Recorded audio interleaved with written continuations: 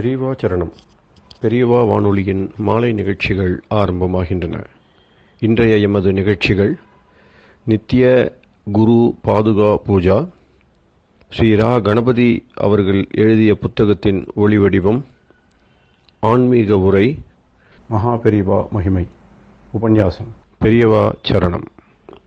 பெரியவா சரணம். அடுத்த நிகழ்ச்சி நித்திய குரு பாதுகா பூஜை. शुक्लां भरदरं विष्णुं शशिवर्णं चतुर्भुजं प्रसन्नवदनं ध्यायेत् सर्वविघ्नोपशान्तये। ममोपात्त समस्त दुरितक्षयद्वारा श्री परमेश्वर प्रीत्यर्थं गुरुप्रसाद सिद्ध्यर्थं गुरुप्रीत्यर्थं गुरुपादपूजाम् अद्य करिष्ये।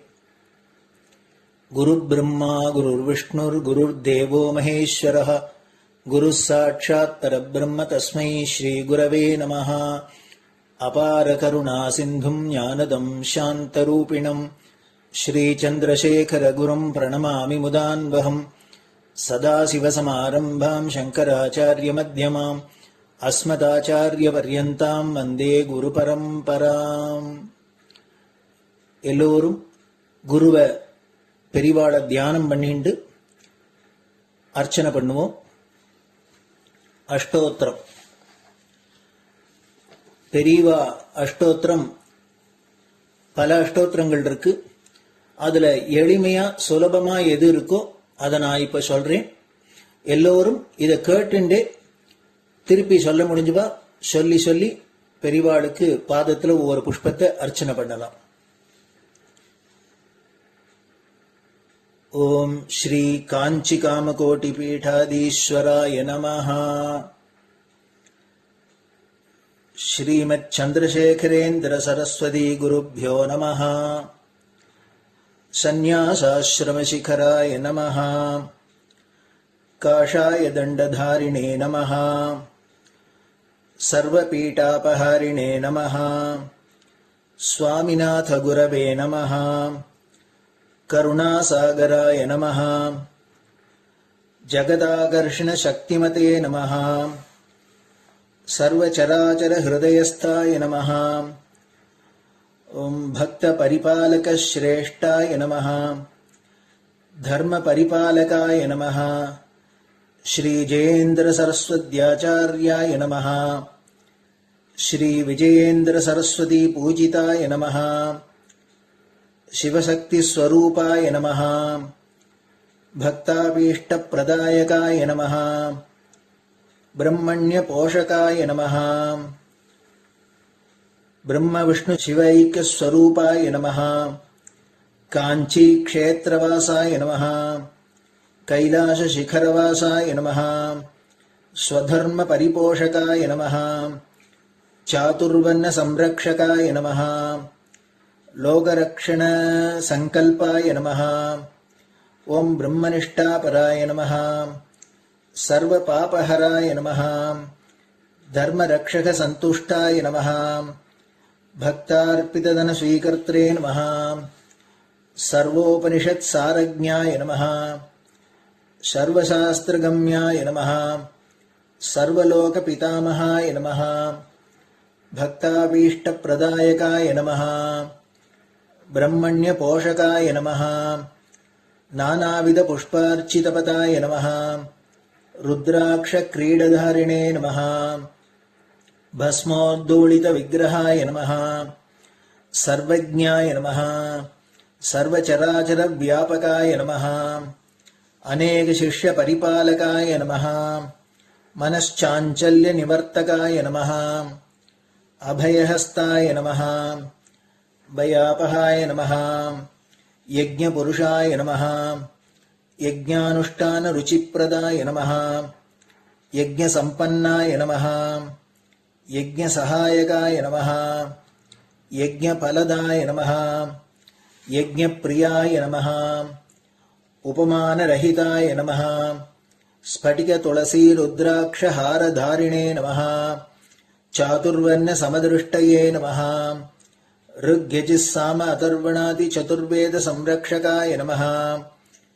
दक्षिणामूर्तिस्वरूपाय नमः जाग्रत् स्वप्न सुषुप्ति अवस्थातीताय नमः कोटिसूर्यतुल्यतेजोमय शरीराय नमः साधुसङ्गसंरक्षकाय नमः अश्वगज गोपूजा निर्वर्तकाय नमः गुरुपादुकपूजातुरन्तराय नमः कनकाभिषिक्ताय नमः स्वर्णबिल्वदलपूजिताय नमः सर्वजीवमोक्षदाय नमः मूकवाक्ताननिपुणाय नमः नेत्रदीक्षादानाय नमः द्वादशलिङ्गस्थापकाय नमः गानरसप्रियाय नमः ब्रह्मज्ञानोपदेशकाय नमः सकलकलासिद्धिताय नमः चातुर्वर्ण्यपूजिताय नमः अनेकभाषासम्भाषण कोविताय नमः अष्टसिद्धिप्रदायकाय नमः ओम श्री शारदामठसुस्थिताय नमः नित्यान्नदानसुप्रीताय नमः प्रार्थनामात्रसुलभाय नमः पादयात्राप्रियाय नमः नानाविधमतपण्डिताय नमः श्रुतिस्मृतिपुराणज्ञाय नमः देवयक्षकिन्नरकिंपुरुषपूज्याय नमः श्रवणानन्दकरकीर्तये नमः दर्शनानन्दाय नमः अद्वैतानन्दभरिताय नमः अव्याजकरुणामूर्तये नमः शैव वैष्णवादिमान्याय नमः श्रीशङ्कराचार्याय नमः दण्डकमण्डलोहस्ताय नमः वीणामृदङ्गसकलवाद्यनाथस्वरूपाय नमः रामकथारसिकाय नमः वेदवेदाङ्ग आगमादिसकलकलासतस्प्रवर्तकाय नमः हृदयगुहाशयाय नमः शतरुद्रीयवर्णितस्वरूपाय नमः केदारेश्वरनाथाय नमः अविद्यानाशकाय नमः निष्कामकर्मोपदेशकाय नमः लघुभक्तिमार्गोपदेशकाय नमः लिङ्गस्वरूपाय नमः सालग्रामसूक्ष्मस्वरूपाय नमः कालड्यां शङ्करकीर्तिस्तम्भनिर्माणकर्त्रे नमः जितेन्द्रियाय नमः शरणागतवत्सलाय नमः श्रीशैलशिखरवासाय नमः डमरुकनादविनोदाय नमः वृषभारूढाय नमः दुर्मदनाशकाय नमः आभिचारिकदोषहर्त्रे नमः मिताहाराय नमः मृत्युविमोचकशक्त्याय नमः श्रीचक्रार्चनतत्पराय नमः दासानुग्रहकारकाय नमः अनुराधानक्षत्रजाताय नमः सर्वलोकख्यातशीलाय नमः वेङ्कटेश्वरचरणपद्मषट्पदाय नमः श्री महात्रिपुरसुन्दरी समेत श्री चन्द्रमौलीश्वर पूजाप्रियाय नमः श्रीमच्चन्द्रशेखरेन्द्र सरस्वती सद्गुरु परब्रह्मणे नमः गुरुभ्यो नमः परमगुरुभ्यो नमः परमेष्टिगुरुभ्यो नमः परात्परगुरुभ्यो नमः गुरुपरम्पराभ्यां नमः गुरुपादुकाभ्यां नमो नमः. அடுத்தது ஊதுபத்தி இருந்தா அதை காமிச்சு தூபம், நெய் தீபம் இருந்தா காமிச்சு அதை நெய் தீபம் தீபம் காமிச்சுட்டு நைவேத்தியம் வெத்தலைப்பாக்கு பழம் இதுலேருந்து ஆரம்பிச்சு அவளுக்கு எது சௌரியமோ அதுபடி நைவேத்தியம் பண்ணலாம். அதுக்கு அடுத்தது கற்பூர ஹாரத்தி பண்ணி எல்லோரும் பிரதட்சிண நமஸ்காரம் பண்ணி பெரியவாள்கிட்ட பிரார்த்தனை பண்ணிண்டு எல்லோரும் க்ஷேமமா இருக்கணும், லோகம் பரம மங்களமா சௌக்கியமா இருக்கணும், எல்லோரும் வியாதி வெக்க இல்லாத ஆயுராரோக்கிய ஐஸ்வர்யத்தோட சாந்தம் அமைதியோட ஞான வைராக்கியத்தோட எல்லோரும் நல்லவர்களாயிருந்து நன்மையை அடையணும்னு பிரார்த்தனை பண்ணி இந்த பூஜையை தினம் செய்யலாம். குரு பிரம்மா குருர் விஷ்ணுர் குருர் தேவோ மகேஸ்வரः குரு சாட்சாத் பரபிரம்ம தஸ்மை ஸ்ரீ குரவே நமஹ. அபார கருணா சிந்தும் ஞானதம் சாந்தரூபிணம் ஸ்ரீ சந்திரசேகர குரும் பிரணமாமி முதான்வகம். சதாசிவசமாரம்பாம் சங்கராச்சாரிய மத்யமாம் அஸ்மதாச்சாரிய பர்யந்தாம் வந்தே குரு பரம்பராம். குரு பாத பூஜை நிறைவடைஞ்சது. பெரியவா சரணம். பெரியவா சரணம். பெரியவா வானொலியில் நேயர்கள் அடுத்து கேட்க இருப்பது ஸ்ரீ ரா கணபதி அவர்கள் எழுதிய புத்தகத்தின் ஒளி வடிவம். அளிப்பவர் ஸ்ரீமதி உமா சங்கர் அவர்கள். தேனினும் இனிய சொல்லான் தீச்சுடர் மேனி கொண்டான் ஊனுயிர்க்குயிரதான ஒன்றினைக் கலந்து நின்றான் ஏனினிக் கவலை நெஞ்சே இன்றுனக் அருள் செய்தான் இஞ்ஞானவான் காமகோட்டி நாதனை நம்புவோமே. ஜெய ஜெய சங்கர ஹரஹர சங்கர. மகாபெரிவாளின் உபன்யாசங்களை ரா கணபதி அண்ணா தெய்வத்தின் குரல் என்ற பெயரில் 7 பாகங்களாக தொகுத்து நமக்கு அளித்ததின் முதல் பாகத்தின் அடுத்த பகுதி அருள் மின்னல். சுவாமி என்ற பெயர் சுப்பிரமணியத்துக்கே உரியது என்பதற்கு ஆதரவாக இன்னொரு விஷயமும் தோன்றுகிறது. திருப்பதியை சுப்பிரமணியரோடு சம்பந்தப்படுத்தி பேசுவது உங்களுக்கு தெரிந்திருக்கும். வெங்கடரமண சுவாமியே சுப்பிரமணியர் தான் என்று நினைக்கிறவர்கள் உண்டு. வெங்கடரமண சுவாமி சகல தெய்வங்களாகவும் இருக்கிற பரமாத்மாவாக இருக்கிறார். அவரே பெருமாள், அவரே பரமேஸ்வரன். அதனால்தான் அங்கே பில்வ அர்ச்சனை நடக்கிறது. அவரே அம்பாள். இன்றைக்கும் சுக்கிரவாரத்தில் தான் அவருக்கு அபிஷேகம். புடவையைத்தான் உடுத்துகிறார்கள். எல்லா தெய்வமும் அவரே.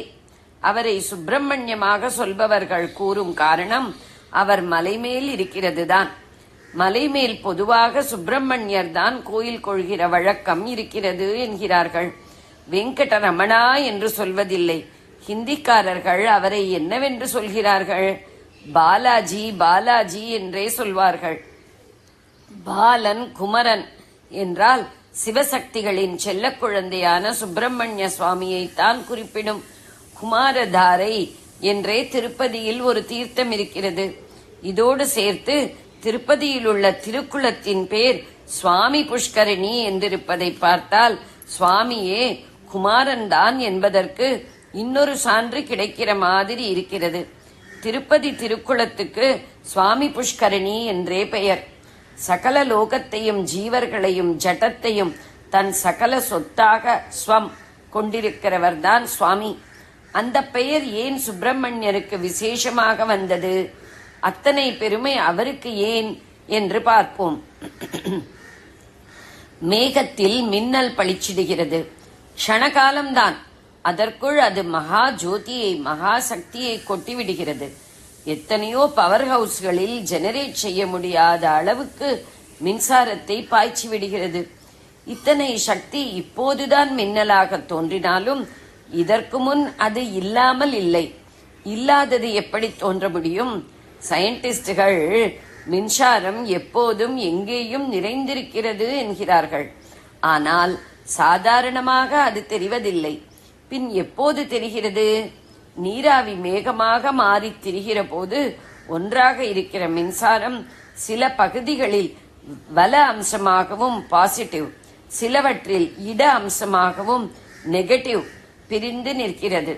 பிற்பாடு மழை சமயத்தில் மேகங்களில் ஒரு விதமான நெரிசல் குமுறல் உண்டாகிற போது வல அம்ச பாசிட்டிவ்லி சார்ஜ் பகுதிகளும் இட அம்ச பகுதிகளும் நெகட்டிவ்லி சார்ஜ் நெருங்குகிற போது இந்த அம்சங்கள் ஒன்றையொன்று சரேல் என்று ஆகர்ஷித்துக் கொள்கின்றன.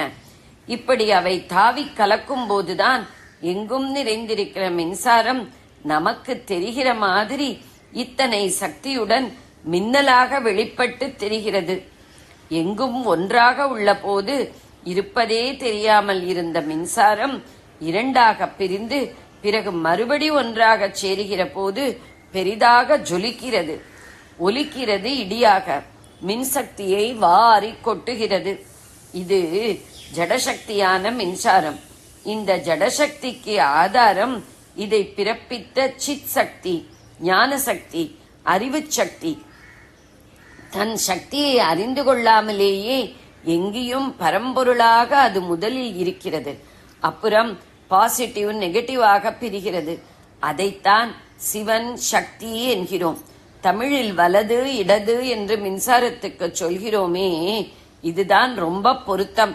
ஏனென்றால் ஈஸ்வரன் வலப்பக்கமும் அம்பாள் இடப்பக்கமும் இருப்பதுதான் அர்த்தநாரீஸ்வர கோலம். அம்பாளுக்கு பதில் இதே இடத்தில், அதாவது இடப்புறத்தில் விஷ்ணு இருந்துவிட்டால் அதுவே சங்கரநாராயணர். இரண்டாக பிரிந்தால் போதாது, மேகங்கள் உண்டானால் போதாது, மின்னலாக வாழ்விக்கிற சக்தி ஏற்பட வேண்டும். ஒன்றாக இருந்த பிரம்மம் தன்னை அறிந்து சிவசக்திகளாக பிரிந்து பிரபஞ்சத்தை உண்டு பண்ணிவிட்டால் போதாது, பிரபஞ்சத்துக்கு எந்நாளும் அனுகிரகம் பண்ணி கொண்டிருப்பதாக ஒரு மின்னல் சக்தி பிறக்க வேண்டும். இதற்காகத்தான் இரண்டாக பிரிந்த வல அம்ச சிவனும் இட அம்ச சக்தியும் மறுபடி ஒன்றாக சேர்ந்து மின்னல் போல சக்தி வேலாயுதத்தை பிடித்திருக்கிற சுப்பிரமணிய ஜோதியை ஆவிர்பவிக்க செய்தார்கள். பிரமத்தன்மையானது லோகானுகிரகத்துக்கெனவே ஒரு மூர்த்தி ஆகிற போது சுப்பிரமணியம் ஆக சிறப்பு பெறுகிறது. சு என்றால் நல்லது, சிரேஷ்டமானது என்று அர்த்தம். வெறும் பிரம்மம் அனுகிரக சுப்பிரமணியமாவதால் சுவாமி என்ற டைட்டில் கிடைக்கும்படியான பெருமையை பெறுகிறது. இந்த ஜோதி உண்டாவதற்கே மூலமான சித் சக்தி பிரிந்து பிரிந்தது அப்புறம் பெரிய ஆகர்ஷண வேகத்தோடு சேருவதற்குத்தான். சேர்ந்தது இப்படி லோகங்களுக்கெல்லாம் கிருபை செய்கிற மகா சக்திமானாக ஒரு ஜோதி குமாரன் உண்டாவதற்குத்தான். மேகத்தில் நாம் பார்க்கிற மின்னல் ஜோதி வெளியிருட்டை மாத்திரம் வெகு சிறிது காலத்துக்கு நீக்குகிறது. சுப்பிரமணியமோ அருள் ஒளி, அருட்பெரும் ஜோதி. அது வெளியிருட்டு உள்ளிருட்டு இரண்டையும் சாஸ்வதமாக நீக்குவது. மின்சாரம் ஒருத்தரை இழுத்து கொண்டால் எவராலும் எதிர்த்து தாக்குப்பிடிக்க முடியாது. எலக்ட்ரோக்யூட் ஆனால் மரணம்தான். இந்த அருள் மின்சாரம் இழுத்து கொண்டாலும் எதிர்த்து நிற்க முடியாது. ஆனால் இது அந்த ஜோதி ரூபமாகவே நம்மையும் ஆக்கி அமரமாக செய்துவிடும். அருணகிரிநாதர் கந்தர் அனுபூதியில் இந்த பெரிய அனுபவத்தையே சொல்கிறார். ஒன்று இரண்டாக பிரிந்து மறுபடி ஒன்றாய் சேர்ந்த பின் பலவாக நினைக்கிற நம்மையும் இழுத்து கடைசியில் அந்த ஒன்றாகவே ஆக்குகிறது. ஜெய ஜெய சங்கர, ஹரஹர சங்கர. பெரியவா சரணம். இந்நிகழ்ச்சியின் அடுத்த பகுதி நாளை மாலை இதே நேரத்தில் ஒளிபரப்பாகும். பெரியவா சரணம். பெரியவா சரணம். பெரியவா வானொலியில் நேயர்கள் அடுத்து கேட்க இருப்பது திரு கவிக்கண்ணன் அவர்களின் ஆன்மீக உரை. பெரியவா சரணம். ராம் ராம். ஸ்ரீ குருப்யோ நமஹ. ஜெய ஜெய சங்கர, ஹர ஹர சங்கர. பெரியவா வானொலி நேயர்கள் அனைவருக்கும், மகா பெரியவாவுடைய பக்தர்கள் அனைவருக்கும் அடியேன் கவிக்கண்ணனின் அன்பு கலந்த நல்வாழ்த்துக்கள். ஜெய ஜெய சங்கர, ஹர ஹர சங்கர. ஸ்ரீ குருப்யோ நமஹ. திருக்கடையூரிலே கனிவோடு வீற்றிருக்கக்கூடிய கருணைக்கடலாக விளங்குகின்ற வடிவின் பெட்டகமாக இருக்கக்கூடியவள் அந்த வார் சடையோனை திருக்கரம் பற்றி அங்கு வீற்றிருக்கக்கூடியவள் அபிராமவல்லி. அவளை துதித்து ஒரு சிறு பாடலுடன் இன்றைய அபிராமியும் லலிதாம்பிகையும் சேர்த்து நாம் தொழ இருக்கிறோம். திருக்கடவுரில் திருமேச்சூர் என்ற தொகுப்பில் 12வது பகுதி.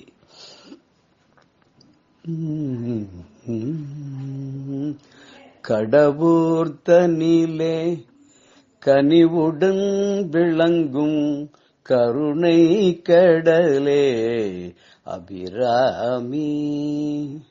திரு கடவுர்தனிலே கனிவுடன் விளங்கும் கருணை கடலே அபிராமி திருக்கடவுர் தனிலே கனிவுடன் விளங்கும் கருணை கடலே அபிராமி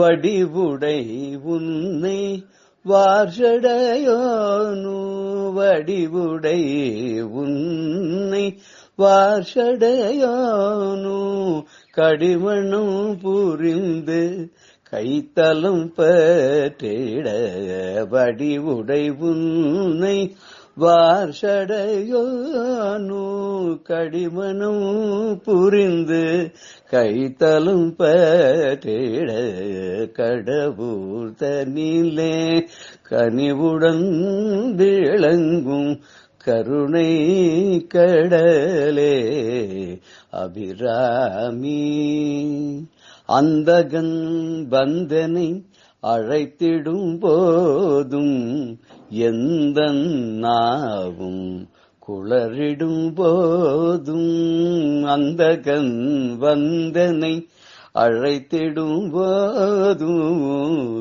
எந்த நாவும் குளறிடும் போதும் உந்தன் நாமம் உரையே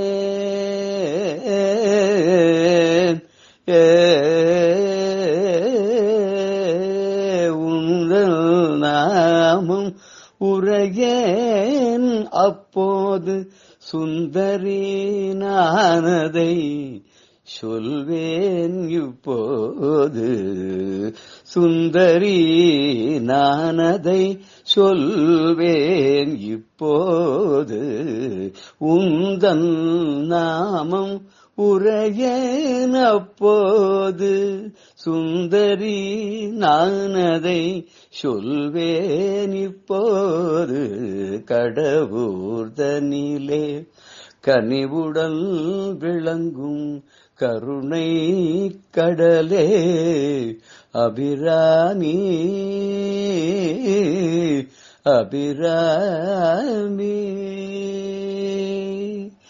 இந்த பரி மீது ஏறி எருமை மாட்டின் மீது ஏறிக்கொண்டு அந்தகனானன் நம்ம அழைத்து செல்ல வரும்போது அப்போது மனம் குளரும், அங்கங்கள் தடுமாறும், நாக்கும் குளரும், மனம் ஒரு நிலையில் இராது, எதையும் நினைக்க தோணாது. அந்த சமயத்துல அம்பிகையினுடைய நாமத்தை சொல்ல முடியுமா? சொல்ல வருமா? பாபநாசன் சிவன் சொன்ன மாதிரி அன்று செயலிழந்தலமரும் போது அவன் பெயர் நாவினில் வாராதே. அதே ஐடியா தான் இங்கேயும்.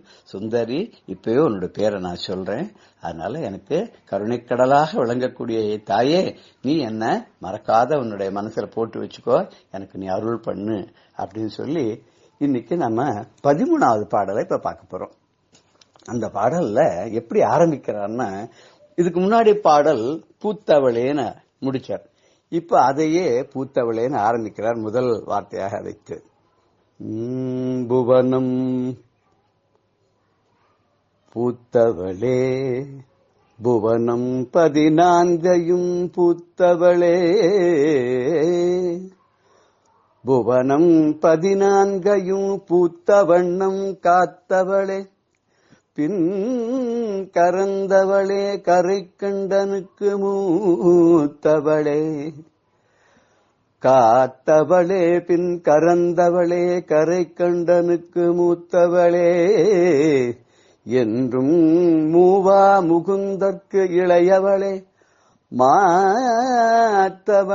உனையன்றி மற்றோர் தெய்வம் வந்திப்பதே,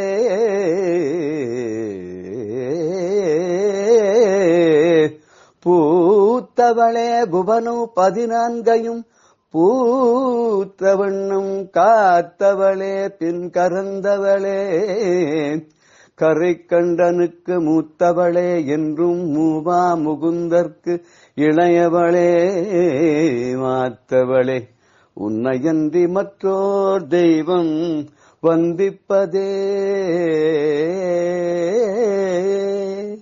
இந்த உலகம் 14ஐயும் உன்னுடைய திருவருளாலே இன்ற பெருமாட்டியே அருள் கொண்டு அதையெல்லாம் படைத்தது போலவே அவற்றை எல்லாம் பாதுகாக்கின்ற தாயே, பிறகு அந்த புவனங்கள் அத்தனையும் மறைத்து வைக்கக்கூடிய செயலையும் செய்கிறாயே, திருநீலகண்டனுக்கு முன்பே தோன்றிய தத்துவமாக உடையவளே, திருமாலுக்கு இளையவளாக இருப்பவளே, மூப்பே அடையாதவளே, பெரிய தத்துவத்தின் உட்பொருளாக இருக்கக்கூடியவளே, அடியேன் எப்போதும் உன்னையே தெய்வமாக வழிபடுவது அல்லால் வேற எந்த ஒரு தெய்வத்தையும் வழிபடுவேனா? வழிபடுவது சரியாகுமா? நான் உன்னை தவிர வேற யாரையும் நான் வழிபட மாட்டேன். உன்னையல்லாது இதர தெய்வங்களை எல்லாம் நான் வழிபட இயலுமா அப்படின்னு இந்த பாடலை கேட்கிறார். ரொம்ப அருமையான பாடல் இது. புவனம் 14ஐயும் பூத்தவளே, பூத்தவள்னா அப்படியே பூத்து மலர்ந்து அப்படியே செழிப்பா இருக்கிறது. இந்த 14 உலகங்களையும் அவள் படைத்து அதை பரிமளிக்க செய்கிறாள். அது எப்படி பூத்ததோ அப்படியே அதை பாதுகாக்கிறாள். இறுதியில் அவற்றையெல்லாம் தன்னுள் அடக்கிக் கொள்ளுகிறாள். அவள் யார் என்றால் கரைக்கண்டனுக்கு மூத்தவளே அப்படிங்கிறார். எப்படி கரைக்கண்டனுக்கு மூத்தவள்? கரைக்கண்டன் திருநீலகண்டனான எம்பெருமான் பரமேஸ்வரனுக்கு மூத்தவள் அப்படிங்கிறார். இதுக்கு என்ன சாக்தர்கள் சொல்றது என்னன்னா, சக்தி தத்துவம்ங்கிறது ஈஸ்வர தத்துவத்துக்கு முன்னாடியே தோன்றதுனால மூத்தவள் அப்படின்னு சொல்ற. அதுக்கப்புறம் முகுந்தருக்கு மூவா இளையவளே, மூவா முகுந்தருக்கு இளையவளேன்னு ஒரு பாடம் இருக்கு. மூவா முகுந்தர்னு எப்போதும் இளையவராகவே இருக்கக்கூடிய, எப்பொழுதும் முதுமையே காணாத அந்த மகாவிஷ்ணுக்கு தங்கையாக இருப்பவள் அப்படி எடுத்துக்கலாம். இப்படி எடுத்துக்கலாம். முகுந்தனுக்கு மூவாத இளையவளே என்றால் எப்பொழுதும் இளமை மாறாத தங்கையாக மகாவிஷ்ணுக்கு இருக்கக்கூடியவளே அப்படி எடுத்துக்கலாம். மாத்தவளே, மிகுந்த தவத்தை உடையவளே, தவத்தின் பலனை தன்னிடம் கொண்டவளே அப்படின்னு சொல்றார். என்ன தபஸ் பண்ணா அப்படின்னா, பார்வதியாக ஹிமவானுக்கு பிறந்து அந்த பரமேஸ்வரனையே கல்யாணம் செய்து கொள்ள வேண்டும் என்று தபஸ் பண்ணா. அதே மாதிரி பரமேஸ்வரனும் யோகத்துல போயிட்டார், தியானத்துல போயிட்டார். தாக்ஷாயணியை பிரிந்ததுக்கு அப்புறம் தபஸ்ல போயிட்டு மறுபடியும் பார்வதி அடையணும் தபஸ் பண்ணார். 2 பேரும் பரஸ்பரம் தபஸ் பண்ணி ஒருத்தர் அடைஞ்சா அப்படின்னு சரித்திரங்கள்லாம் சொல்றது. அப்பேற்பட்ட அருமையான இந்த ஒரு பாடல் மறுபடியும் ஒரு தடவை பார்க்கலாம். பூத்தவளே, புவனம் 14ஐயும் பூத்த வண்ணம் காத்தவளே, பின் கறந்தவளே, கரைக்கண்டனுக்கு மூத்தவளே, என்றும் மூவா முகுந்தற்கு இளையவளே, மாத்தவளே, உன்னையன்றி மற்றோ தெய்வம் வந்திப்பதே.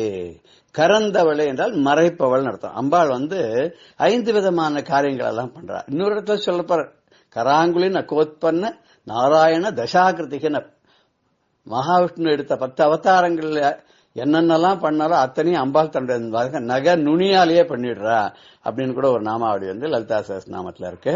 இதுல அம்பாள் எப்படி பஞ்சகிருத்திய பாராயணான்னு ஒரு பேர் கூட அவளுக்கு அம்பாளுக்கு. இப்ப நம்ம வரிசையா ஒரு நாமாவளியா லலிதா சஹஸ்ரநாமத்துல இருந்து பார்த்துட்டு வரலாம். அதெல்லாம் இந்த பாடல்ல எப்படி வந்திருக்குன்னு நம்ம இப்ப பார்க்க போறோம். லலிதா சஹஸ்ரநாமத்துல திரோதானகரி அப்படின்னு ஒரு வார்த்தை இருக்கு. திரோதானகரின மறைப்பவள் அர்த்தம். 270வது நாமாவளி மறைப்பவள், கறந்தவளே அப்படின்னு சொல்றாலே அதுதான். அதுக்கப்புறம் 808வது நாமாவளி பரமாணு அப்படின்னு ரொம்ப சூக்ஷ்மமானவள்னு அர்த்தம். அந்த தத்துவம் சொன்னால பரதத்துவம் அப்படின்னு சொன்னா இல்லையா, அந்த பரதத்துவம் என்ன அப்படிங்கிறது என்னன்னாக்க பிரணவத்தினுடைய சொரூபமாக அவ இருக்கக்கூடியவள். அவள் அணுக்குள்ளேயும் இருக்காள், பரம அணுவாகவும் இருக்கக்கூடாது. ரொம்ப சின்னத்துக்குள்ளலாம் சின்னதாகவும் பெரியதுக்குள்ளாம் பெரியவளா இருக்க. அணோர் அணியனா கெட்டவ மனுஷத்துல கூட அது வருது இல்லையா. அவ எப்பவுமே இளமையாக இருக்கக்கூடியவள். ஒரு காலத்திலும் அவள் முதுமை அடைவதில்லை. என்றும் மூவா அவ இளைவள், மூவாது இருப்பவள். அதனால அவளுக்கு தருணின்னு பேரு. தருணின்னு இளமையான 358வது நாமத்துல தருணின்னு வருது. 344ல க்ஷயவிருத்தி வினிர்முக்தா அப்படின்னு லலிதா சஹஸ்ரநாமம் சொல்றது. அப்படின்னா அம்பாள் விருத்தியும் இல்ல, க்ஷயமும் இல்ல, வளர்ச்சியும் கிடையாது அம்பாளுக்கு, தேய்வும் கிடையாதுன்னு என்றைக்கும் மாறாத இளமை உடையவள். ஏன் அப்படின்னா நித்திய யௌவனான்னு சொல்றது. முக்காலத்திலும் முன்பு இப்போது பிற்காலம் எதுலயுமே 430வது நாமாவளி பிரகாரம் நித்திய யௌவனா நிரந்தரமான இளமையோடு கூடியவள். வயோவஸ்தா பிபர்த்தித்தான்னு சொல்றது 470வது நாமாவளி. அது வயசால ஏற்படக்கூடிய மாற்றங்கள் எல்லாம் இல்லாதவள். அப்படிப்பட்ட அவ திருஷதி. அதுக்கப்புறம் ஜராத்வாந்தர விப்ரபா, முதுமை அப்படிங்கிற இருட்ட போக்கக்கூடிய சூரியனாக இருப்பவள். 745வது நாமாவளி. ஜன்ம மிருத்யு ஜரா தப்த ஜன விஸ்ராந்தி தாயினி, பிறப்பு, இறப்பு, முதுமை, வறுமை, இது மாதிரி பலவிதமான கஷ்டங்களெல்லாம் மாட்டிக்கொண்டு தவிக்கின்ற இந்த ஜீவன்களுக்கெல்லாம் விஸ்ராந்தியை கொடுப்பவளாக, துக்கங்களை எல்லாம் நீக்கி ஓய்வையும் தெளிவான ஆத்ம சுகத்தையும் தரக்கூடியவளாக அம்பாள் இருக்கிறான்னு 851வது லலிதா சஹஸ்ரநாம நாமாவளி சொல்றது. புவனேஸ்வரின்னு புவனம் 14ஐயும் பூத்தவளின்னு சொல்றோம். அது 294வது நாமாவளியாக புவனேஸ்வரின்னு லலிதா சஹஸ்ரநாமம் சொல்றது. அம்பாள் புவனத்தை படைக்கிறா, அதனாலதான் புவனத்துக்கு ஈஸ்வரி. அவளே படைக்கிறா, அவளே காப்பாத்துறா, அவளே அழிக்கிறா, அவளே மறைக்கிறா, அவளே அனுகிரகம் பண்றா. அதனால அவளுக்கு 5 தொழிலும் அவளே பண்றா. பிரம்மதேவனுடைய தொழில் என்னன்னா படைத்தல். அம்மா படைக்கிறதுனால பிரம்மதேவனுக்கு அவ சமமாக இருக்கிறாள். ஜனனின்னு பேரு, தாயார் தானே எல்லாரையும் நம்மளெல்லாம் ஈன்றவள் இல்லையா. உலகத்தையே சிருஷ்டி பண்றதுனால அம்பாளுக்கு ஜனனின்னு பேரு. 823வது நாமாவளி. எல்லாரையும் ஒரு தாயார் எப்படி சிசுக்களை பிரசவிக்கிற மாதிரி அம்பாள் இந்த பூலோகத்தில் இருக்கக்கூடிய எல்லாவற்றையும் பிரசவித்திருக்கிறதுனால அவளுக்கு பிரசவித்ரின்னு பேரு. 826வது நாமாவளி. சிருஷ்டியை பண்றதுனால சிருஷ்டி கர்த்தின்னு பேரு. படைத்தல்ங்கிற தொழில் பிரம்மாவுடைய தொழில் தான். சிருஷ்டி, ஸ்திதி, சம்ஹாரம்னு 3 இருக்கோ இல்லையோ, இதுல 3ஐயும் அம்பாளே பண்றா. அதனாலதான் சிருஷ்டி கர்த்தி. பிரம்மாவுடைய வேலையை செய்யறதுனால பிரம்ம ரூபான்னு 265 நாமாவளி. காக்கும் கூடிய தொழிலை பண்ணக்கூடிய மகாவிஷ்ணுடைய செயலை புரிவதனால அம்பாளுக்கு கோப்திரி. கோப்திரினா காக்கும் தொழிலை செய்பவள். கோவிந்த ரூபிணி, அதாவது விஷ்ணுவின் வடிவானவள். கோவிந்தன் காம் விந்ததி இது கோவிந்தா, பசுக்களை எல்லாம் உயிர்களை எல்லாம் காப்பாற்றுபவன். இவள் காப்பாற்றுபவள். 2 பேரும் ஒண்ணுதானே. அம்பாளும் மகாவிஷ்ணுவும் ஒரே அம்சம் அப்படின்னு கூட சொல்றது உண்டு. நாராயணன், நாராயணி, விஷ்ணு, வைஷ்ணவி. வைஷ்ணவின்னு ஒரு நாமி 892வது நாமாவளி. வைஷ்ணவி விஷ்ணுவின் சக்தியாக இருப்பவள். விஷ்ணு ரூபிணின்னு கூட ஒரு நாமாவளி இருக்கு. அவ விஷ்ணுவோட ரூபமாகவே இருக்கக்கூடியவள். விஷ்ணுவினுடைய ரூபமாக இருந்து கொண்டு சங்கு, சக்கரம், கதை எல்லாவற்றையும் கூட தாங்கிக் கொண்டு அப்படி காட்சி தருகிறாள் அப்படின்னு சொல்றா. அந்த அம்பாளுக்கு 893வது நாமாவளி விஷ்ணு ரூபிணின்னு. அப்புறம் அழிக்கிறாளே, ருத்ரனுடைய காரியத்தையும் அவளே பண்றாளாம். அழிக்கிறதுன்னா அழிச்சுடுறத தனக்குள்ள அடக்கிக் கொள்கிறாள். 268வது நாமாவளி. அதுக்கு சம்ஹாரிணி அப்படின்னு பேரு. அந்த சம்ஹாரிணி அப்படின்னு சொன்னா அழித்தல்னு சொன்னா கூட அது அழித்தல் கிடையாது. இப்ப முருகன் கூட சூரபத்மன் அழிக்கல. அவன் என்ன பண்ணா, சேவல் கொடியாகவும் மயிலாகவும் மாற்றி தனக்குள்ளே வைத்துக் கொண்டார். மகா கணபதி கஜாசுரன் அழிக்கல, மூஞ்சோரா மாற்றி தனக்கே வச்சுட்டார். இப்படி ஒத்தொத்தரும் சம்ஹாரம்ன்றது ஒரு உலகத்துக்கு தெரிஞ்ச மாதிரி இருக்கே தவிர சம்ஹாரம்னு அழிக்கிறது இல்ல. அவளை தன்னுடைய பாத கமலங்களை அடைந்த உடனேயே அவர்களை மாற்றி தன்னோட எப்பொழுதும் இருக்கும்படியா வைத்துக் கொள்கிறார். ருத்ர ரூபா 269வது நாமாவளியில் சொன்னபடி இருக்கிறார். திருமூர்த்தி, அம்பாளுக்கு திருமூர்த்தின்னு பேரு. ஏன்னா 3 விதமான வடிவமாகவும் பிரம்மா, விஷ்ணு, ருத்ரனாக இருக்கிறதுனால 628வது நாமாவில ருத்ர ரூபான்ற ஒரு பேர் இருக்கு. அம்பாளுக்கு மாத்தவளேன்னு ஒரு சொன்னார் இந்த அபிராமி அந்தாதியில. அவ பரமேஸ்வரனை கல்யாணம் பண்ணிக்கணுன்றதுக்காக தவம் புரிந்தாள்.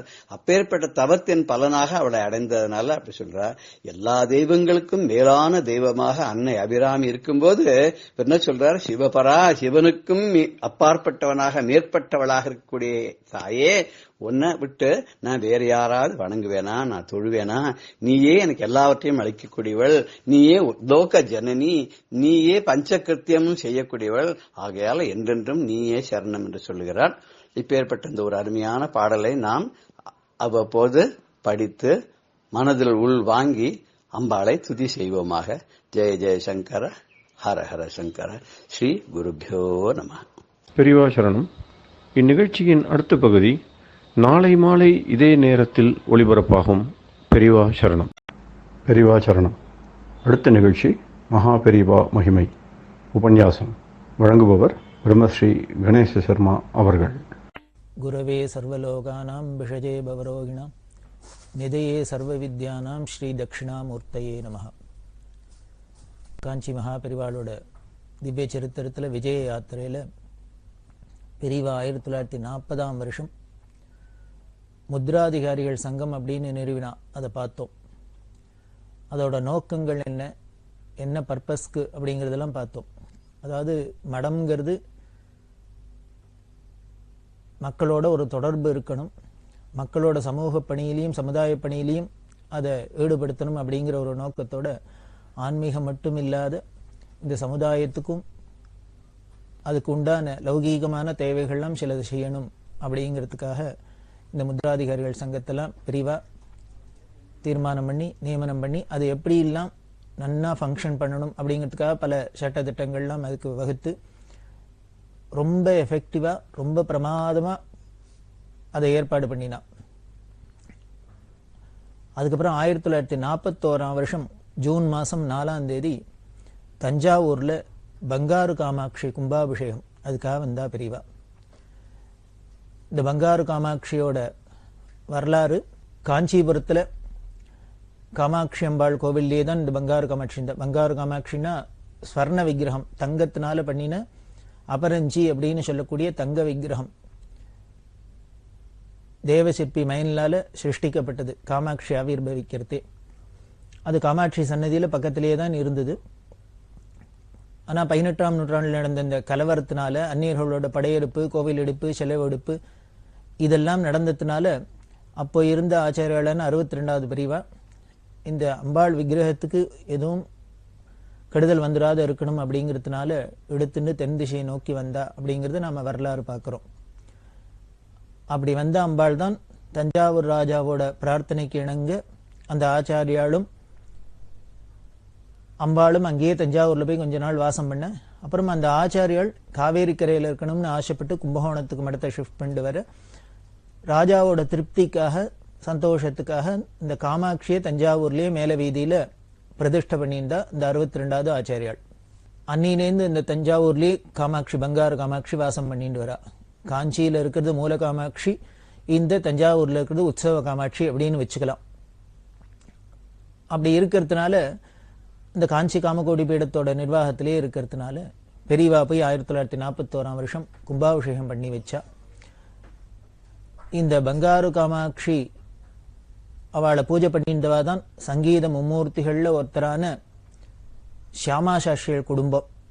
அவ மூதாதையர்கள்லாம் காமாட்சி பூஜையை பண்ணின்னு வந்தா. காஞ்சிபுரத்துல காமாட்சியை பூஜை பண்ணி வந்தா. அதுக்கப்புறம் காமாட்சிய இந்த பங்காரு காமாட்சி விக்கிரகத்தை தஞ்சாவூருக்கு எடுத்துன்னு வந்தோன்னா அவளும் அப்படியே மைக்ரேட் ஆகி வந்துட்டா.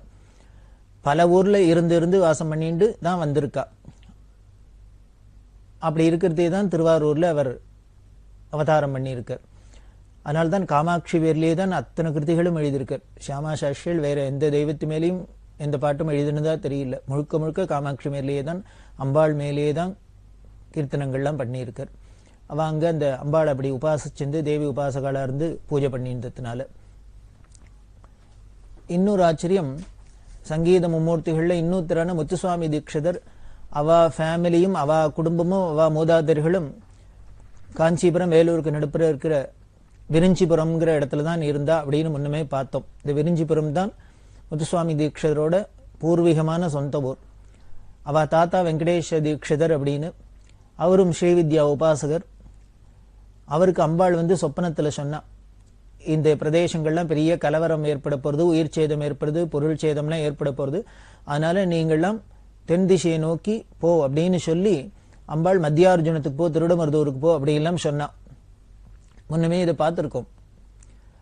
அப்படி வந்தவாதான் அந்த வெங்கடேஸ்வர தீட்சிதர். அப்போ முத்துசுவாமி தீட்சிதரோட அப்பாவான ராமசுவாமி தீட்சிதருக்கு 5-6 வயசு இருக்குமோ என்னமோ, அவர் சின்ன வயசு. அப்படிதான் திருடமருதூர்ல அப்புறம் அந்த வெங்கடேஸ்வர தீட்சிதர் அங்க காலமாயி, அதுக்கப்புறம் அப்பா திருவாரூர் பக்கம்லாம் போய் அங்கதான் தீட்சிதர் அவதாரம் பண்ணினார் அப்படின்னு அவரோட சரித்திரமும் சொல்லுது. அதுல இன்னொரு ஸ்பெஷல் விசேஷம் என்ன அப்படின்னா, இந்த வெங்கடேஷ தீட்சிதரோட காலமும் இந்த காஞ்சி காமகோடி பீடத்தோட 62வது 61வது பீடாதிபதிகள் காலமும் ஒன்னா சமமான காலம். அதாவது இந்த காஞ்சிபுரத்திலேருந்து இந்த ஆச்சாரிய பீடம், சங்கர பீடம் கும்பகோணத்துக்கு, தஞ்சாவூருக்கு, கும்பகோணத்துக்கு ஷிஃப்ட் ஆனது வரலாறு ரீதியா நமக்கு நிரூபணமாறுது. இது சத்தியம் அப்படிங்கிறதுக்கு இந்த முத்துசுவாமி தீட்சிதரோட அவாச்சரித்திரத்திலேருந்து நமக்கு ட்ரேஸ் கிடைக்கிறது. அப்படி வந்தத்திலேருந்து 200 வருஷம் 300 வருஷமா இந்த காமாட்சி பங்காரு காமாட்சி தஞ்சாவூர்லயே இருந்திருக்கா. அந்த கும்பாபிஷேகத்தை தான் வெகு விமரிசையா பெரியவா நடத்தி வச்சா. இந்த பெரியவாளோட அந்த ஞானம், மேதாவிலாசம், ஒரு விஷயத்தை எடுத்தா எப்படி ஹேண்டில் பண்ணணும், அதை எப்படி அப்ரோச் பண்ணணும், அதோட சாதக பாதகங்கள் என்ன, அதெல்லாம் ரொம்ப ஸ்பெஷலா இருக்கும். பெரியவாள்கிட்ட நாம பார்த்து தெரிஞ்சுக்க வேண்டியது, பெரியவாளை ஏதோ ஈஸ்வரன் மகான் அப்படின்லாம் நம்ம கொண்டாடுறது ஒரு பக்கம் இருந்தா கூட, சாதாரண ஒரு மனுஷ వ్యక్తిயா இருந்தா ஒரு சூப்பர் இன்டெலிஜென்ட்டா ஒவ்வொரு விஷயங்களையும் எப்படி அப்ரோச் பண்ணணும், மனுஷாலோட எப்படி பழகணும், எந்தெந்த காரியத்தை எப்படி இல்லாம நிர்வாகம் பண்ணணும் அப்படிங்கிறதெல்லாம் படுசமர்த்தர். அதெல்லாம் கத்துக்கணும். இந்த பங்காரு காமாட்சின்னு ஞாபகம் வருது. பெரியவா பிற்காலத்துல திருச்சியில யாத்திரை பண்ணிட்டு இருக்கிறது. திருச்சியில ஒரு பெரிய பக்தர், நல்ல தனவந்தர். அவருக்கு என்ன அப்படின்னா, காஞ்சிபுரத்துல காமாட்சி கோவில்ல பங்காரு காமாட்சி சன்னதி இருக்கு. இந்த காமாட்சி இருந்த சன்னதி இருக்கு. இப்படி 18ஆம் நூற்றாண்டுல இந்த அம்பாள் விக்கிரகத்தை தூக்கிண்டு தஞ்சாவூர்ல வச்சுட்டதுனால அந்த சந்நிதி வெறும் சந்நிதியா இருந்தது. பெரிய சன்னதி, ஆனா உள்ளுக்குள்ள விக்கிரகம் இல்லாத, சுவாமி இல்லாத, பிரதிஷ்டை இல்லாத வெறுமனை இருந்தது. அது ரொம்ப குறையா இருந்தது. அந்த குறைய போக்கணும் அப்படிங்கிறதுனால என்ன பண்ணினர், அந்த திருச்சியில இருந்த பக்தர் தஞ்சாவூர்ல இருக்கிற பங்காரு காமாட்சி மாதிரியே ஒரு டூப்ளிகேட் விக்கிரகம், அதாவது பஞ்சலோகத்துல பண்ணி அந்த இடத்துல பிரதிஷ்டை பண்ணிடலாம் காஞ்சிபுரத்துல, அந்த இடம் வரிச்சினி இல்லாத இருக்கட்டுமே அப்படிங்கிற ஒரு நோக்கத்துல அவர் அப்படி தயார் பண்ணணும் அப்படின்னு நினைச்சுண்டு அதுக்கு பெரியவாள்கிட்ட உத்தரவு வாங்கணும் அப்படின்லாம் வந்தார். அப்படி வரத்தே என்ன பண்ணினார், அதுக்கு மாடலுக்கு ஒரு வேக்ஸ்ல பண்ணிட்டு வந்தார். காமாட்சி விக்கிரகம் பங்காரு காமாட்சி மாதிரியே வேக்ஸ்ல விக்கிரகம் பண்ணிட்டு வந்து அது பெரியவா அப்ரூவ் பண்ணிட்டாக்க அதே மாதிரி பஞ்சலோகத்துல பண்ணி பெரியவாளை வச்சு காஞ்சிபுரத்துல அங்கேயும் பிரதிஷ்டை பண்ணிடலாம், அந்த கர்ப்ப கிரகமும் நிறைஞ்சு இருக்கட்டும் அப்படின்னு வந்து பெரியவாள்கிட்ட சொன்னா, பெரியவா கூடாது அப்படின்ட்டா. அவர் சொன்னார், இல்ல ஒரு கோவில், அத்தனா பெரிய கோவில் சந்நிதி வரிச்சுன்னு இருக்கே, அதனால தானே இனிமே இந்த பங்காரு காமாட்சியை தூக்கி அங்க கொண்டு வைக்க முடியாது, இங்க பிரதிஷ்டை பண்ணியாச்சு, அதனால இதே மாதிரி ஒன்னும் மாடல் இதே மாதிரியே பண்ணி வச்சா என்ன அப்படின்னா, அதுக்கு பெரியவா சொல்ற அந்த பதில் தான் எல்லாரையுமே ரொம்ப ஒரு ஆச்சரியத்தில் ஆழ்த்திது. என்ன ஆச்சரியம் அப்படின்னா, இப்ப பெரியவா சொல்றா, இல்ல இப்ப காஞ்சிபுரத்துல அந்த சந்நிதி வெறிச்சுன்னு இருக்கிறதுனாலே, வெறுமனை இருக்கிறதுனாலே, யாரு போய் எங்க காஞ்சிபுரத்துல காமாட்சி கோவில போய் தரிசனம் பண்ணிட்டு வந்தாலும் இந்த பங்காரு காமாட்சி சன்னதியை பார்த்தா மேல போட்டிருக்கு பங்காரு காமாட்சி சன்னதி அப்படின்னு, ஆனா உள்ளுக்குள்ள விக்கிரகம் இல்லை. உடனே கேட்பா, என்ன இங்க சன்னதின்னு போட்டிருக்கு, ஆனா ஒன்னும் சுவாமியே காணுமே, அம்பாளை காணுமே, என்ன ஆச்சு அப்படின்னு கேட்டா உடனே சொல்றாப்புல இருக்கும், இங்க கலவரம் நடந்தது 18ஆம் நூற்றாண்டுல, இப்படி காமகோடி பிடாதிகள் இங்க எடுத்துன்னு போனா தஞ்சாவூர்ல பிரஷ்டா இருக்கு அப்படின்னு சொன்னா, ஹிஸ்டரி என்னைக்கு பார்த்தாலும் யாரு பார்த்தாலும் அது அப்படியே லைவா இருக்கும். எப்படி என்ன நடந்தது அப்படிங்கிறது பிற்காலத்துல தெரியறாப்புல இருக்கும். அப்படி இல்லாத இங்க ஒரு விக்கிரகத்தை அதே மாதிரியே பிரதிஷ்டை பண்ணிட்டோம்னா பிற்காலத்துல காலப்போக்குல இதுவே ஒரு சந்தேகத்துக்கு இடம் கொடுக்கலாம், சண்டைக்கெல்லாம் இடம் கொடுக்கலாம். தஞ்சாவூர்ல இருக்கவா எங்கள்கிட்ட தான் ஒரிஜினல் அப்படின்பா, இங்க காஞ்சிபுரத்துல இல்ல இங்கேயே தான் இருக்கிறது, இதுதான் ஒரிஜினல்பா. என்ன காலப்போக்குல ஆயிரக்கணக்கான வருஷங்கள்லாம் ஆரத்தை எப்படி மாறும், எப்படி உண்மை தெரியும் அப்படின்லாம் தெரியாது நமக்கு. இப்ப சங்கரோட காலமே அப்படித்தானே, உண்மை தெரிஞ்சு வெள்ளக்காரால ஏதோ அரவர ஆராய்ச்சியை பண்ணிட்டு 1200 வருஷம் அப்படின்னு சொல்லிட்டு இருக்கா. அதையும் சில பேர் நம்பராப்புல தானே இருக்கு. ஆனா சங்கர பீடங்கள்ல முக்கியமான பீடங்களா இருக்கட்டும், பிராச்சீன சங்கர விஜயங்களா இருக்கட்டும், எல்லாமே 2500 வருஷம் அப்படின்னு தான் சொல்லப்படுறது. மேல மகாபெரிவா மாதிரி மகான்கள் எல்லாமே அதை 2500 வருஷம் அப்படின்னு கன்ஃபார்ம் பண்ற அப்படின்னா, இதுக்கு மேல நமக்கு அத்தாரிட்டி வேண்டாம். இருந்தா கூட நமக்கு சில பேரால இதெல்லாம் ஒத்துக்க முடியல, அதுக்கு அபிப்பிராய பேதத்துக்கெல்லாம் இடம் கொடுக்கறது, இது மாதிரிலாம் ஆயிடக்கூடாது அப்படிங்கிறதுக்காக தான் இந்த வரலாறுல பெரியவாள்கிட்ட ஒரு முக்கியமான கொள்கை என்னன்னா, வரலாற்றுல ஒரு தப்பு நடந்ததுன்னா, ஒரு கலையபரம் நடந்ததுன்னா, ஒரு ஏதாவது நிகழ்ச்சி நடந்ததுன்னா அது அப்புறம் திருப்பி போய் அதை சரி பண்ணக்கூடாது, அப்படியே வச்சிருக்கணும். இப்பவே எந்த கோவில் இடிச்சா அப்படின்னா, அந்நியர்கள் படையெடுப்புல கோவில்லாம் இடிச்சா அப்படின்னா, அந்த இடிச்ச கோவில் இடிச்சபடியே இருந்ததுன்னா அவ என்ன பண்ணினா அந்த அக்கிரமம் எப்படி அப்படிங்கறது ஜனங்களுக்கு பார்த்தோன்னே அதுல ஒரு இம்பாக்ட் இருக்கும், அதோட உண்மை தெரியும். அதை இல்லாத நம்ம போய் ரெனோவேட் பண்ணிட்டோம்னா, சரி பண்ணிட்டோம்னா, அப்புறம் பிற்காலத்துல காலப்போக்குல இதை இடிச்சா அவ கிட்டினா என்ன சொன்னாலும் எடுபடாது. அதனால ஹிஸ்டரியில நடந்த அந்த தவறெல்லாம் அப்படியே மெயின்டைன் பண்ணணும். அப்படி இருந்ததுனால் நடந்த நிகழ்ச்சிகள் சாஸ்வதமா ஜனங்கள் பார்த்தோன்னே தெரிஞ்சுக்கும். இதுக்கு ஒன்றும் வேற ஒருத்தரும் யாரும் சொல்லணுங்கிறதே இல்லை, நம்பிக்கைக்கு பாத்திரமா இருக்கும். அப்படிங்கிறதுனால இந்த ஒரு தீர்க்க தரிசனம், இதுக்கு பேர் தான் தீர்க்க தரிசனம்னு பேரு, திரிகால ஞானம்னு பேரு. நமக்கா இருந்தா ஒரு உணர்ச்சி பூர்வமா என்ன நினைச்சுடுறோம், ஓ காமாட்சி கோவில் இப்படி சன்னதி இருக்கு, அம்பாள் இல்லாத விக்கிரம் இல்லாத இருக்கே, ஏதானு இன்னொன்னு பண்ணி வச்சுட்டா தேவையில்லை, அது சரியா போயிடுமாக்கும் அப்படின்னு நினைச்சுட்டு இருக்கும். ஆனா பெரியவா எப்படி திங்க் பண்றா பாருங்க. இதுதான் நம்மள மாதிரி சாதாரண மனுஷாளுக்கு உள்ள பாவத்துக்கும் உள்ள நினைப்புக்கும் பெரிய திரிகால ஞானியான மகானான பெரியவாளுக்கும் உள்ள நினைப்புக்கும். அதனால அதெல்லாம் பெரியவா ரொம்ப ஜாக்கிரதையா இருப்பா. அப்படிதான் இந்த பங்காரு காமாட்சி இங்க திருப்பி விக்கிரம் பிரதிஷ்டை பண்ணப்படாதுன்ட்டா. அப்புறம் அவர் சொன்னதும் அந்த பிரார்த்தனை பண்ணினவர் பக்தரோட தாபமும் சரியாதான் இருக்கு. கோவில் எத்தனாம் பெரிய கோவில்ல சந்நிதி வெறுமனை இருந்தாக்க நன்னாலே அப்படிங்கிறதுனால என்ன பண்ணினான்னா இதுக்கும் ஒரு சமாதானம் பண்றாப்புல அங்க அம்பாளோட பாதுகையை பிரதிஷ்டை பண்ணிட்டு, அம்பாளோட பாதுகை அதாவது பஞ்சலோகத்துல பாதுகை பண்ணி அதுதான் அம்பாள் பாதுகைன்னு அவாகனம் பண்ணி பாவத்துல அந்த இடத்துலயே அந்த கர்ப்பகிரகத்துல பிரதிஷ்டை பண்ணிட்டு முன்னால கல்வெட்டுல இந்த சரித்திரம் முழுக்களும் எழுதுறாப்புல. இப்படி எல்லாம் நடந்தது. அம்பாள் இங்கேருந்து தஞ்சாவூருக்கு போயிட்டா, அதனால அந்த இடத்துல அம்பாளோட பிரதிநிதியை அம்பாளோட பாதுகையை பிரதிஷ்டை பண்ணிருக்கு அப்படின்னு இந்த சரித்திரத்தையும் எழுதி கல்வெட்டுல போட்டு கும்பாபிஷேகம் பண்ணிட்டோம்னா இப்போ யாரு பார்த்தாலும் உண்மைங்கிறது தானே தெரியும், வரலாறு தானே தெரியும் அப்படிங்கிறதுனால பண்ணினா. இது பாருங்க என்ன ஒரு ஆச்சரியமான விஷயம். ஒரு விஷயத்தை எப்படி பொறுமையா வாங்கிண்டு அதை எப்படி எல்லாம் பண்ணினா அது சரியா வரும், காலங்காலத்துக்கும் அது சத்தியமா இருக்கும் அப்படின்னு. அதுதான் சத்தியசந்தன் அப்படிங்கிறதுக்கு சாட்சி போல இருக்கு. அவ எப்போ எந்த காரியம் பண்ணினாலும் திரிகாலத்திலையும் சத்தியமா இருக்கிறாப்புல, அது எப்பொழுதும் எல்லாருக்கும் புரியிறாப்புல எளிமையா இருக்கிறாப்புலாம் பண்ணக்கூடிய ஒரு சாமர்த்தியம் பெரியவாள்கிட்ட ரொம்பவே உண்டு. அப்படிதான் இந்த பங்காரு காமாட்சி கோவில்லையும் பெரியவா சொல்லி அந்த அம்பாள் விக்கிரகத்தை காஞ்சிபுரத்தில் பிரதிஷ்டை பண்ணப்படாது, பாதுகையை தான் பிரதிஷ்டை பண்ணும் அப்படின்னு சொல்லி அதை பண்ணினா, அதே மாதிரி 41ஆம் வருஷம் பங்காரு காமாட்சி கும்பாபிஷேகம் பண்ணா. இந்த பங்காரு காமாட்சி கும்பாபிஷேகம்னு உடனே அந்த நிகழ்ச்சி ஞாபகம் வந்தது.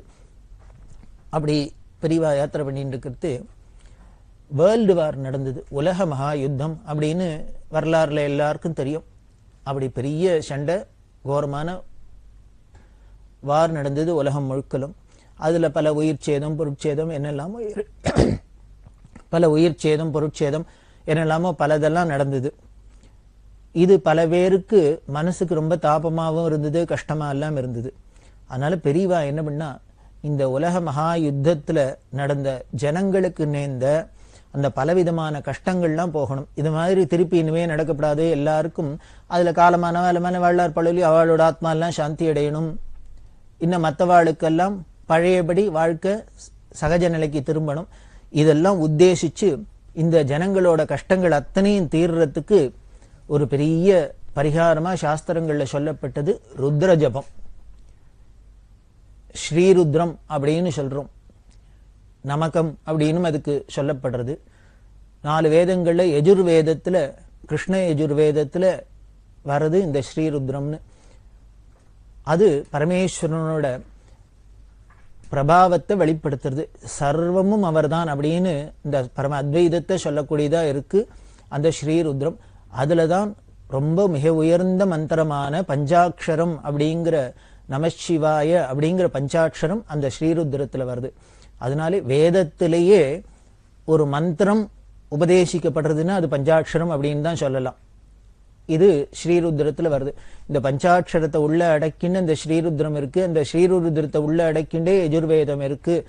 அதனாலேயே அதுக்கு பெருமை அப்படின்னு அப்பைய தீட்சிதர்ங்கிற மகான் அவர் என்ன சொல்றார், அவர் சாமவேதியா இருந்தார், தான் எஜுர்வேதியா பிறக்கலையே அப்படின்னு குறை, அடுத்த ஜென்மாலையானு எனக்கு ஒரு எஜுர்வேதியா ஜென்மா கிடைக்கட்டும், ஏன்னா ஸ்ரீருத்ரம் பஞ்சாட்சரத்தை தாங்கின்னு இருக்கிற அந்த வேதத்தை சொசாகியா அடையணும் அப்படின்லாம் ஆசைப்பட்டார், அப்படின்லாம் சொல்லப்படுறது.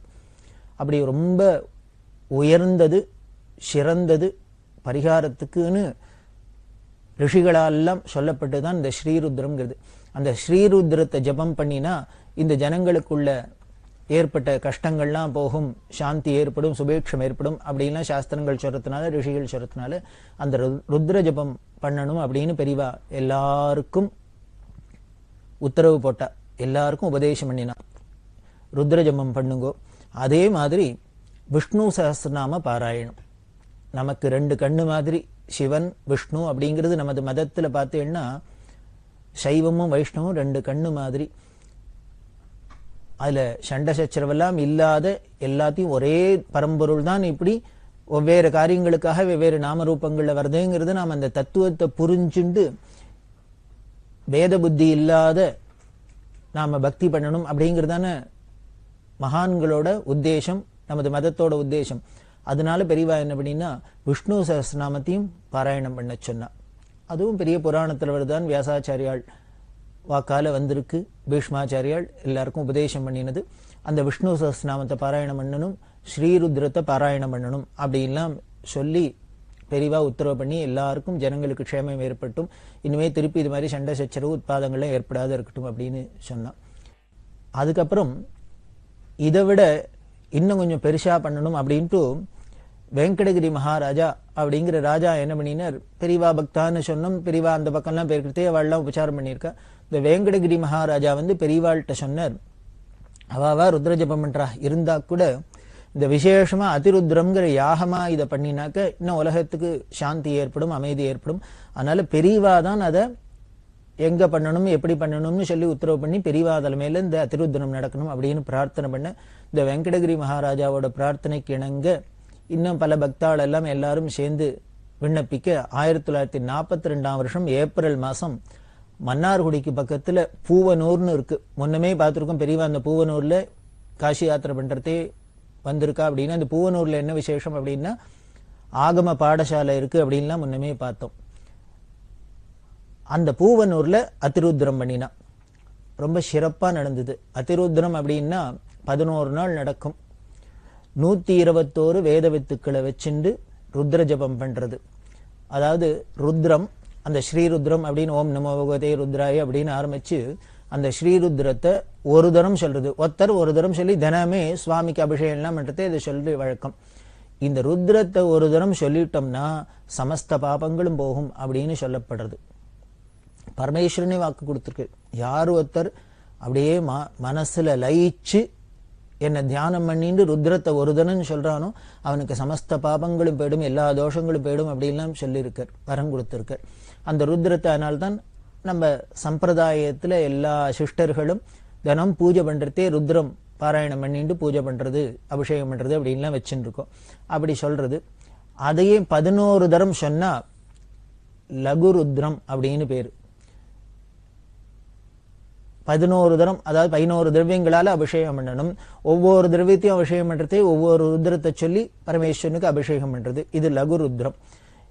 இந்த 11 தரம் ருத்ரத்தையே 11 பேர் சொன்னாக்க 11 பேர் 11 தரம் இந்த ருத்ரத்தை சொன்னா, அதாவது 11 × 11 121 தரம்.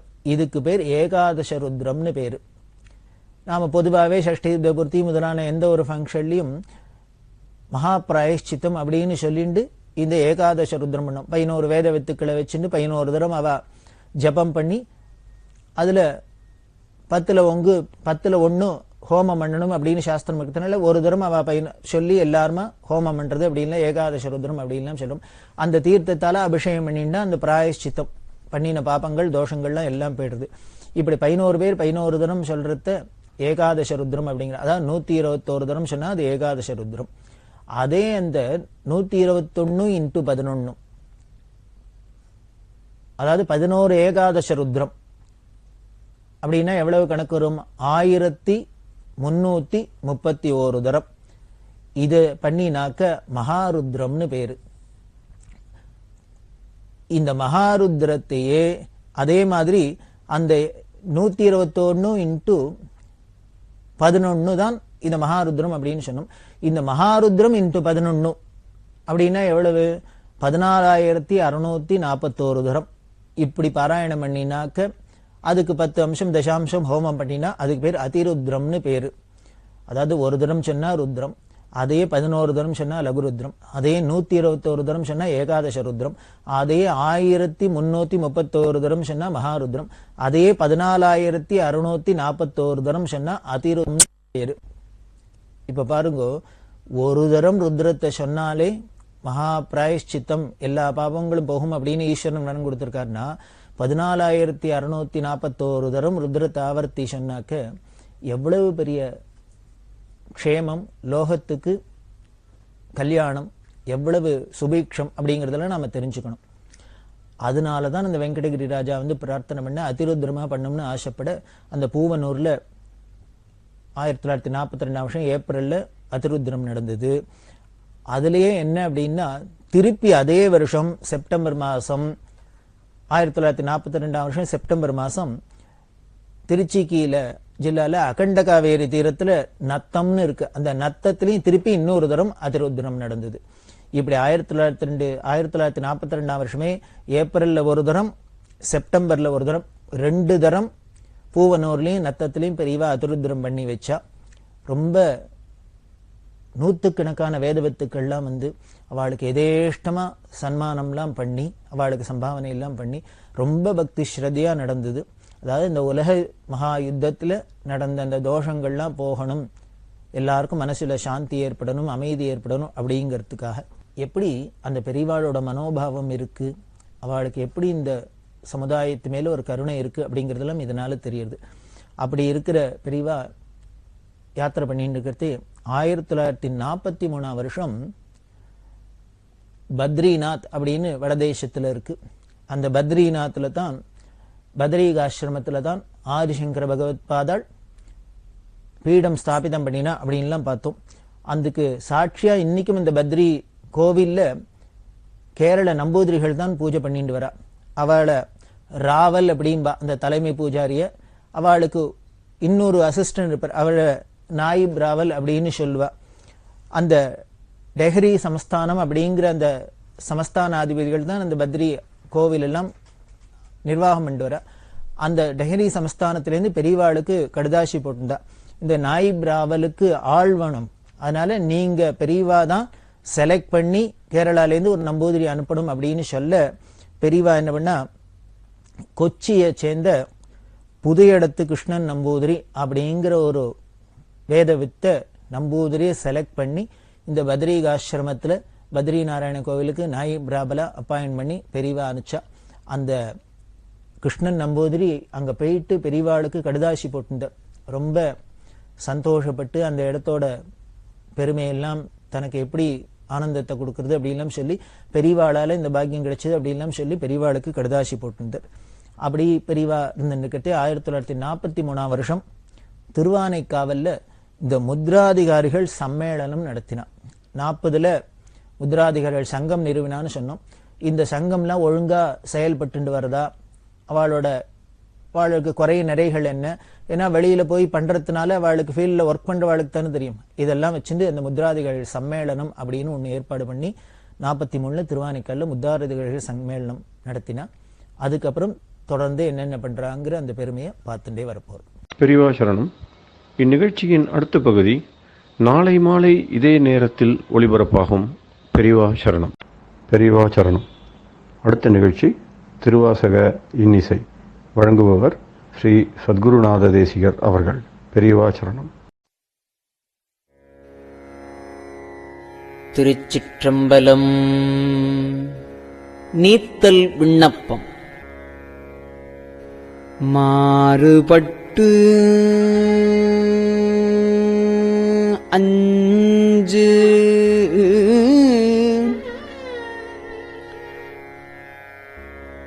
என்னை வஞ்சிப்ப யான் உன் மணிமலர்த்தாள் வேறுபட்டேனை விடுதி கண்டாய் வினையேன் மனத்தே ஊறுமட்டே மன்னும் உத்தரகோசமங்கைக்கு அரசே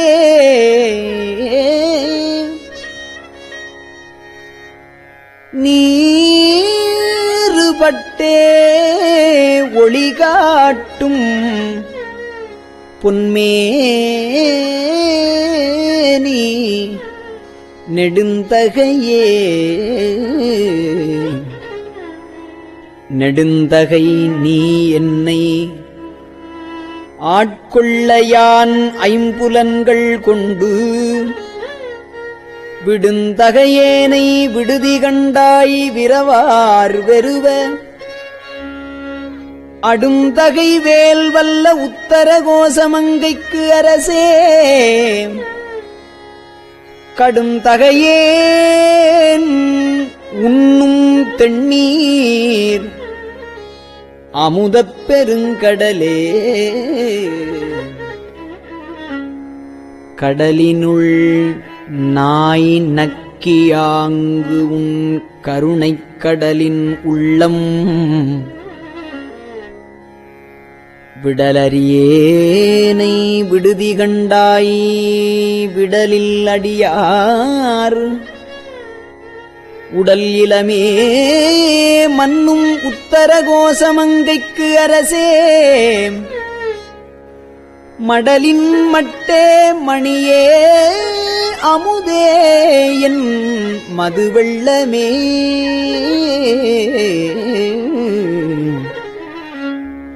வெள்ளத்துள் நாவற்றி ஆங்கு உன் அருள் பெற்று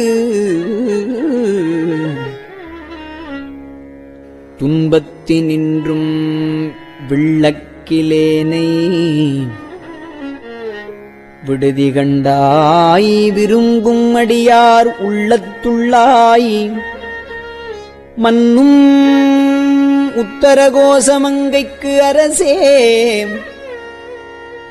கள்ளத்துளேற்கு அருளாய் களியாத களியனக்கே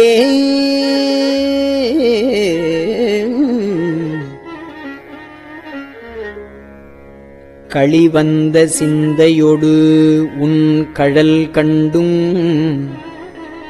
கலந்து அருள வெளிவந்திலேனை விடுதி கண்டாய் மெய்ச்சுடருக்கு எல்லாம் ஒளிவந்த பூங்கழல் உத்தரகோசமங்கைக்கு அரசே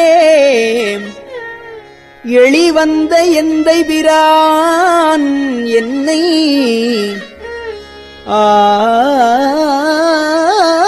ஆளுடை என்னப்பனே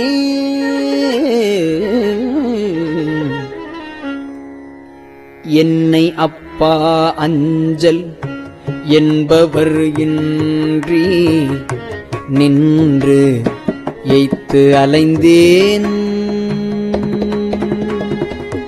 மின்னை ஒப்பாய் விட்டுடுதி கண்டாய் உவமுக்கில் மெய்யே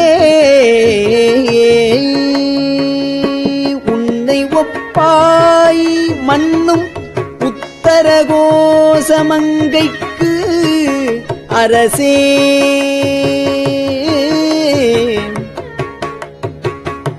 அன்னை ஒப்பாய் எனக்கு அத்தன் ஒப்பாய் என் அரும் பொருளே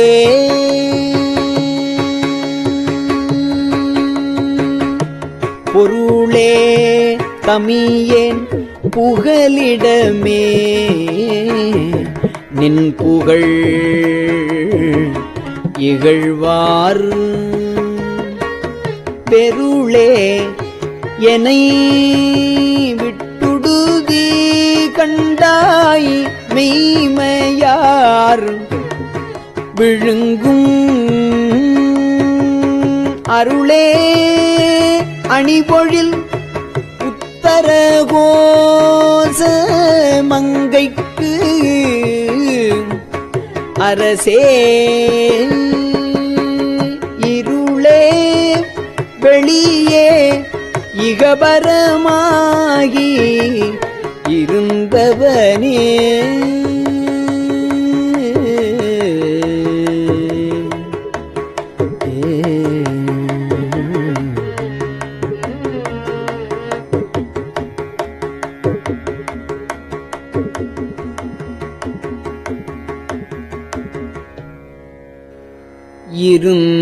இருந்து என்னை ஆண்டுகொள் விற்றுக்கொள் ஒற்றிவை என்னின் அல்லால்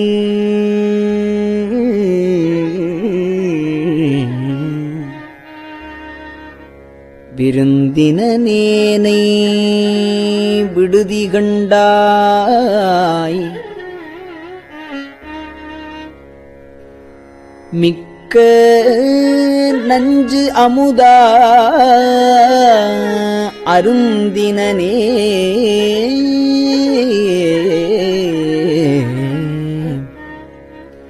மன்னும் உத்தரகோசமங்கைக்கு அரசே மருந்தினனே பிறவிப் பிணிப்பட்டு மடங்கினற்கே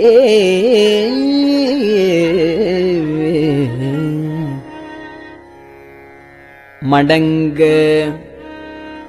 என் வல்வினை காட்டை நின் மன்னருள் திக்கொழுவும் விடங்க எந்தன்னை விடுதி கண்டாய் என் பிறவியை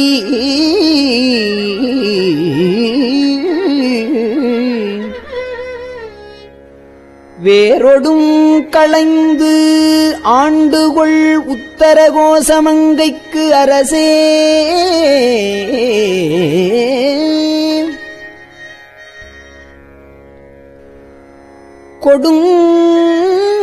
கொடுங்கர் இக்குன்றுரித்து அஞ்சுவித்தாய் வஞ்சிக் கும்பினையே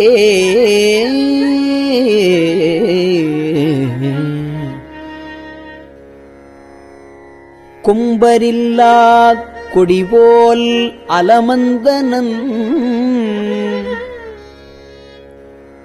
கோமளமே வெம்புகின்றேனை விடுதி கண்டாய்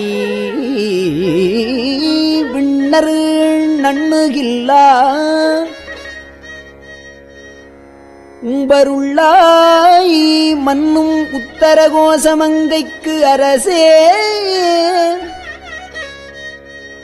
அம்பரமே நிலனே அனல் காலொடு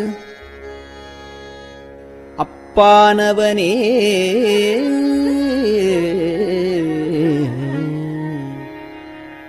திருச்சிற்றம்பலம். பெரியவா சரணம். இந்நிகழ்ச்சியின் அடுத்த பகுதி நாளை மாலை இதே நேரத்தில் ஒளிபரப்பாகும். பெரியவா சரணம். பெரியவா சரணம். பெரியவா வானொலியின் இன்றைய நிகழ்ச்சிகளின் நிறைவாக திருப்பொன்னூசல் வழங்குபவர் சத்குருநாத தேசிகர் அவர்கள். பெரியவா சரணம். திருச்சிற்றம்பலம். திருப்பொன்னூசல். சீரார் பவளம் கால் முத்தம் கயிறாக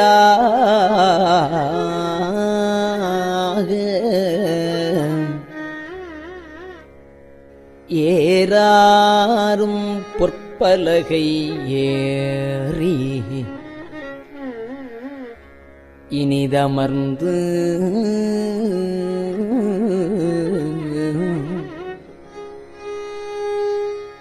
சீரார் பவளம் கால்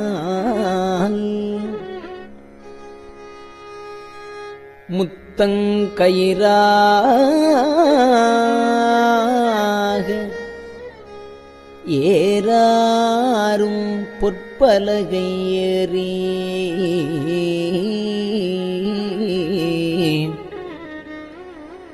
இனிது அமர்ந்து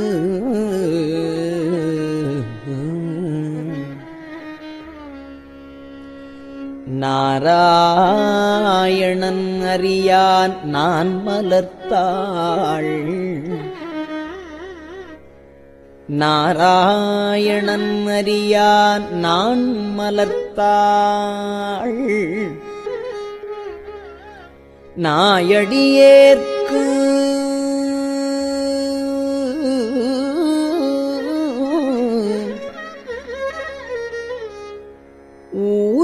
ஊராகத் தந்தருளும் உத்தர கோசமங்கை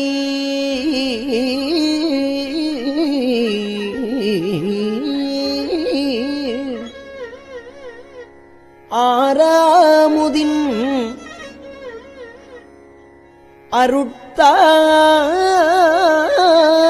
அருட்தாளினைப் பாடி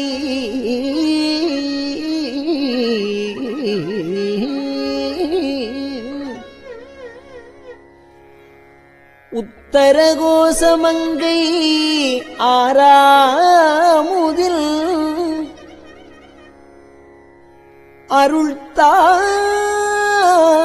அருள்தாளினைப் பாடி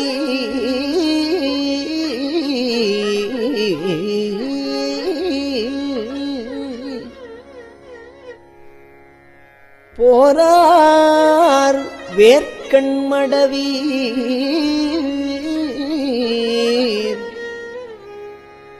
பொன்னூசல் ஆடாமோ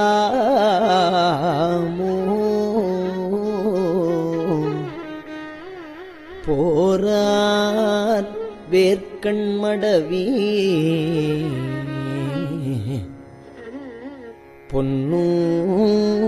பொன்னூசல் ஆடாமோ.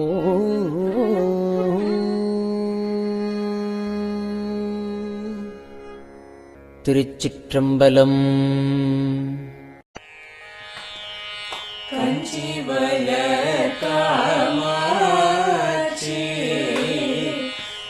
தங்குழந்தாள் சங்கரரே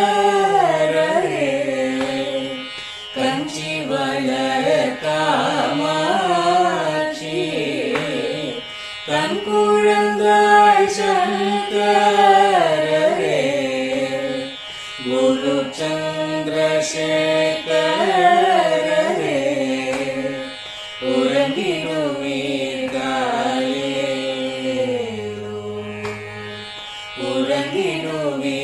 உறங்கிடுவீர்களே.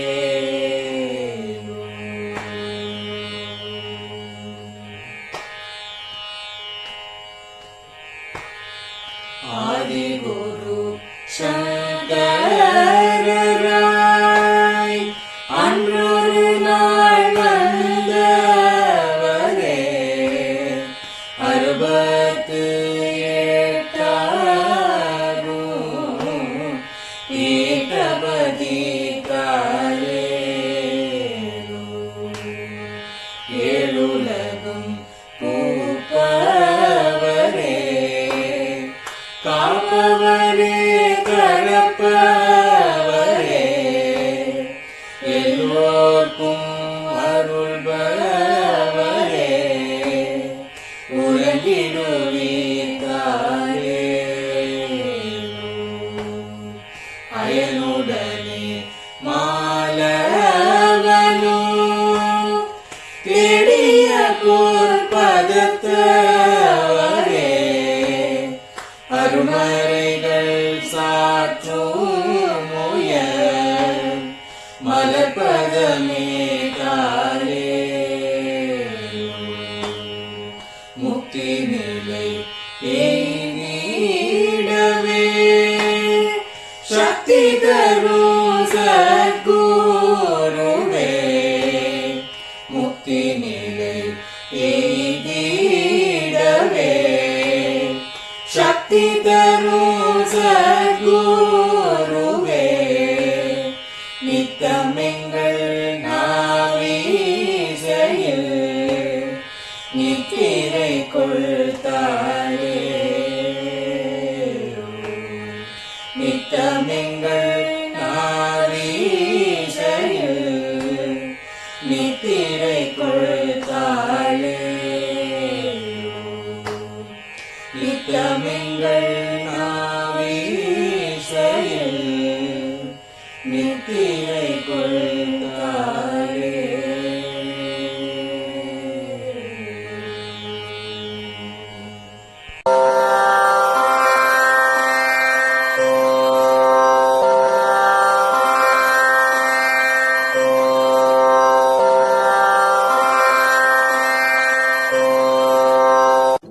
பெரியவாசரணம்.